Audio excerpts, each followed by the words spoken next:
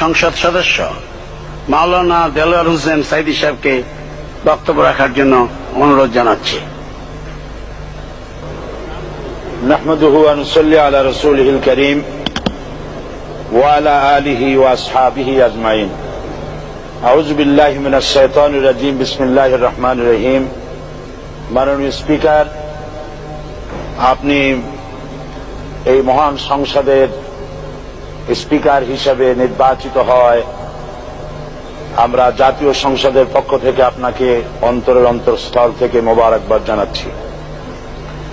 মাননীয় স্পিকার, আমি আজ এই সংসদে দাঁড়িয়ে ওই মহান আল্লাহ পাকের প্রশংসায় সেজদা অবনত হচ্ছি, যিনি 1 অক্টোবরের ব্যালট যুদ্ধের মাধ্যমে সুদীর্ঘ 5 বছরের দুঃশাসন, সীমাহীন দুর্নীতি, ইসলাম বিরোধী কর্মকাণ্ড, দেশব্যাপী ভয়াবহ সন্ত্রাসের মোকাবেলা